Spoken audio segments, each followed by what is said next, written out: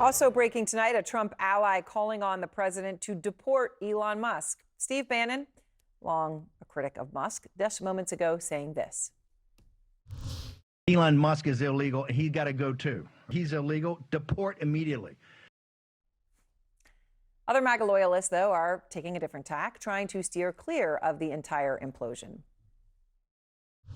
I have a rule. I never get between a dog and a fire hydrant. But he didn't say who was which. I want to go straight to Manu Raju on the Hill tonight. Manu, how much is this infighting consuming Republicans?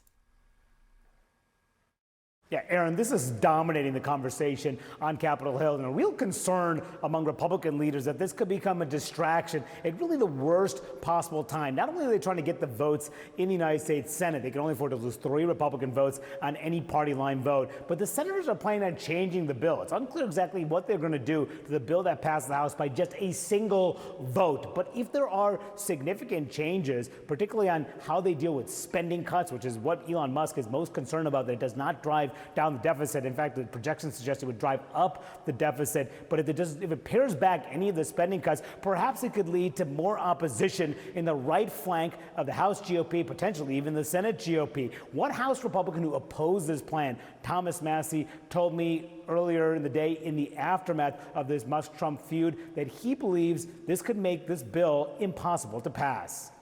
So, Mr. Massie, in the battle of Trump versus Musk, which side do you choose? I choose math. The math always wins over the words.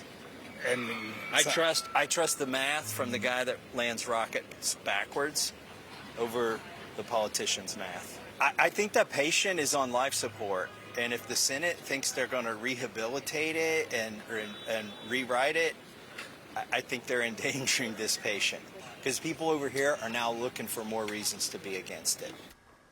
And Aaron, not only are there concerns about the impacts of this bill, what are the impacts going to be on the midterm elections, given that Elon Musk had spent a ton of money, the biggest spender in the last cycle? Will he help Republicans when they're trying to keep the House, keep the Senate in the midterm elections? Musk himself crediting himself with winning back Congress, essentially holding the House and growing the Republican majority in the United States Senate.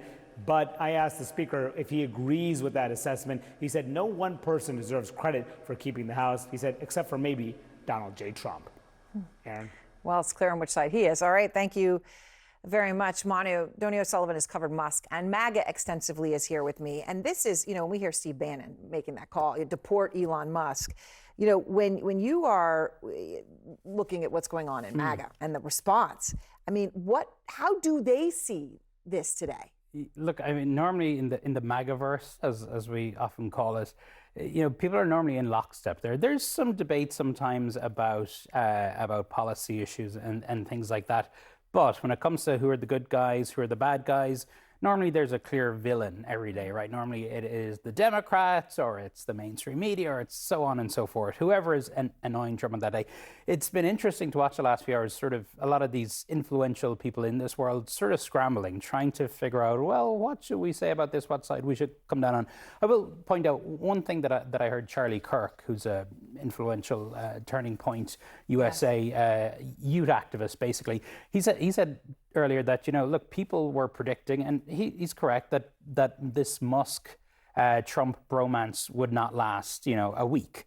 I remember back in December, January, a lot of, and so it did last 5 months, but it is obviously now blown up.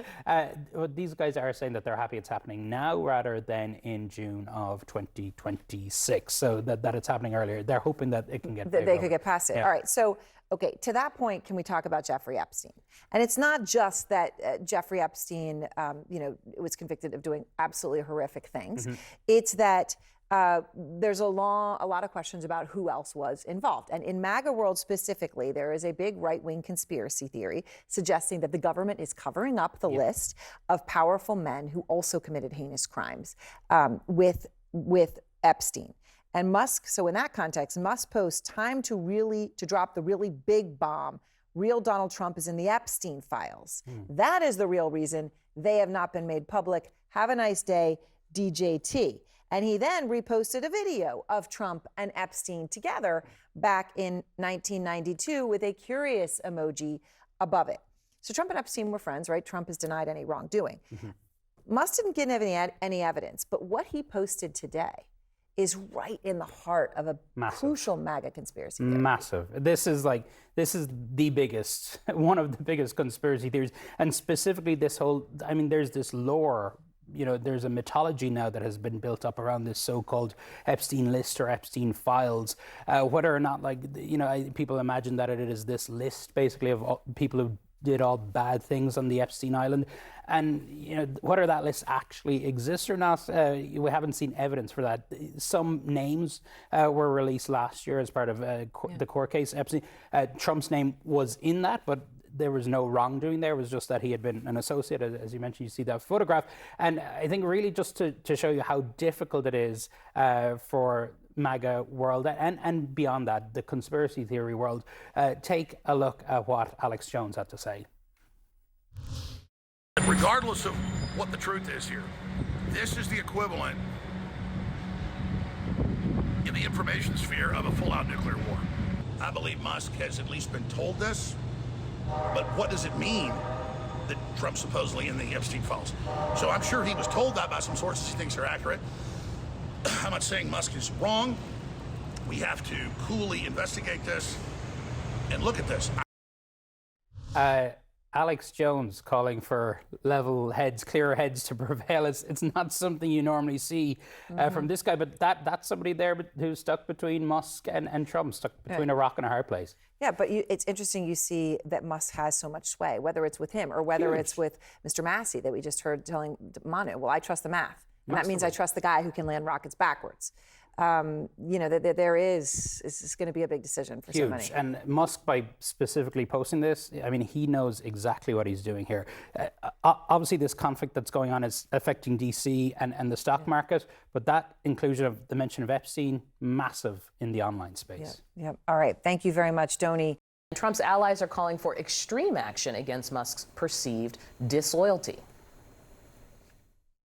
The act that President Trump should be taking immediately, I think, when he threatens to take one of the big programs out of SpaceX, President Trump tonight should sign an executive order calling for the Defense Production Act to be called in SpaceX and seize SpaceX tonight before midnight. The U.S. government should seize it. The group chat is back. Okay, this time we're talking about the rest of us. Musk has a wide array of companies that could face regulations by U.S. agencies. So Starlink needs FCC permissions. Neuralink is covered by the FDA. Tesla has been facing investigations from the National Highway Traffic Safety Commission. Musk himself, of course, has been under commission several times by the Security and Exchange Commission. So what do you hear in Bannon suggesting how to target him further? The Bannon-Musk relationship has been bad from the get-go, and Bannon clearly is delighting in having the upper hand here. The way that Musk is intertwined now in the government is not just in what you were talking about. A couple weeks ago, where there was reporting about how in some of the tariff negotiations there were requirements for using Starlink for the other countries to do that. All of these Doge employees that Musk had, they're still in the government. Those people, I think, are seen as more loyal to Elon Musk than to Donald Trump. We do not know not only what they've been doing, but how much information they've been retaining and what they've been doing with that information from all over the place. It's a lot. You guys? Remember, there are a couple of factors that led to this fight in the first place. Number one, Elon Musk was not satisfied with Republicans stripping out some of the subsidies for electric vehicles in the One Big Beautiful Bill. And so I think that he took personal offense to that. It's one of the reasons he's come out in opposition. Secondly, Trump pulled the NASA administrator, who was a recommendation of Elon Musk, and that certainly caused even greater friction between the two. And so you're absolutely right, Audie, in that he has a stake here, and obviously NASA and the EV credits were a big part of his business empire. Yeah, I mean, underlying all of this is the real problem of having an unelected billionaire, the richest man in the world, opening the government to him and allowing him to run wild and to profit from that opening of the federal government, which he did. Let us not forget, Donald Trump himself had some sort of car sale in front of the White House for the Tesla cars. So, you know, at the crux of this is a very troubling development that we've seen in this country, where you have the bonding of government and extreme wealth and corporate power. And the real question underlying this is, will this actually fray that union, or is this just between two men?